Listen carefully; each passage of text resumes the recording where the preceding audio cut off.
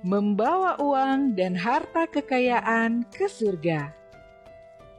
Ada seorang pengusaha kaya yang telah bekerja keras sejak masa mudanya. Kini dia sudah tua dan kekayaannya pun sudah sangat banyak. Suatu hari saat menyetel radio, dia mendengar ujangan dari seorang pemuka agama bahwa tidak peduli berapa banyak harta kekayaan yang Anda miliki di dunia ini, pada akhirnya juga harus ditinggalkan. Materi dan harta kekayaan saat kita lahir tidak dapat dibawa serta. Demikian pula saat kita mati, tidak dapat dibawa pergi. Kata-kata itu menyentuh hatinya. Dia mulai berpikir bahwa semua yang telah dia perjuangkan sejak masa mudanya, pada akhirnya juga harus dia tinggalkan. Dia merasa sedih, namun kemudian dia mulai bertanya-tanya, apakah ada cara untuk membawa semua uang dan harta kekayaannya ke surga? Dia mulai menanyakan kepada seluruh karyawannya, apakah ada yang tahu bagaimana caranya membawa materi dan harta kekayaan ke surga? Hingga 1 minggu tidak ada satupun yang tahu caranya. Akhirnya, pengusaha kaya ini membuat sayembara. Dia mengumumkan pertanyaan itu ke seluruh kota dan menanyakan bagaimana caranya membawa harta kekayaan ke surga. Dan jika ada orang yang mampu menjawab, maka orang itu akan diberi hadiah uang yang sangat banyak. Akhirnya setelah 1 bulan, ada seorang kakek tua yang datang ke rumah si pengusaha kaya tersebut. Kakek tua ini bertemu dengan si pengusaha kaya, kemudian dia berkata, "Wahai pengusaha, apakah kamu mau tahu bagaimana caranya untuk membawa uang dan harta kekayaanmu ke surga?" Saya tahu jawabannya. Pengusaha kemudian menjawab, Wah, benarkah? Coba katakan bagaimana caranya. Saya akan memberimu hadiah besar jika mampu menjawabnya. Saya ingin bertanya dulu. Apakah kamu pernah ke Amerika? Pernah, kakek.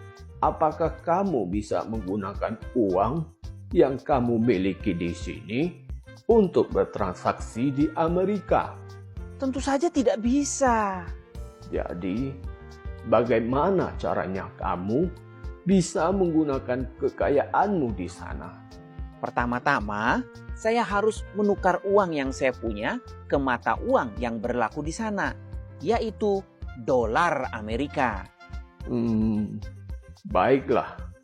Apakah kamu pernah ke Jepang? Pernah. Apakah kamu bisa menggunakan uang yang kamu miliki di sini untuk bertransaksi di Jepang? Tentu saja tidak bisa. Jadi, bagaimana caranya kamu bisa menggunakan kekayaanmu di sana? Pertama-tama, saya harus menukar uang yang saya punya ke mata uang yang berlaku di sana, yaitu yen Jepang. si kakek tua ini terus mengulangi pertanyaannya dengan menyebut negara-negara yang berbeda. Hingga akhirnya membuat si pengusaha kaya ini menjadi kesal. Kakek tua, dari tadi kamu terus saja menanyakan pertanyaan yang serupa tentang negara-negara mana saja yang pernah saya kunjungi. Apa maksudnya ini? Apa sebenarnya yang ingin kakek tahu? Sepertinya kamu belum paham apa yang saya maksud. Baiklah, saya akan menjelaskannya. Jadi, kamu sudah pernah ke berbagai negara. Dan setiap kali kamu ke negara itu, kamu harus menukar uang yang kamu miliki dengan mata uang yang berlaku di negara tersebut. Betul kan? Iya, betul. Lalu? Nah, itulah jawabannya. Kalau kamu mau membawa harta kekayaanmu ke surga, kamu harus menukar harta yang kamu punya ke mata uang yang berlaku di surga. Memangnya mata uang apa yang berlaku di surga, kakek? Mata uang di surga adalah amal pahala dan kebajikan. Pergunakanlah harta dan kekayaanmu untuk hal-hal yang baik. Kumpulkanlah pahala dan kebajikan selama di dunia, agar kamu bisa membawa semua itu ke surga. Pengusaha kaya itu kemudian mengerti. Jadi sejak itu, dia sering menggunakan uangnya untuk beramal, membantu siapa saja yang membutuhkan bantuannya, serta banyak mengumpulkan amal pahala dan kebajikan. Harta, benda, dan kekayaan tidak akan bisa kita bawa pergi saat ajal tiba.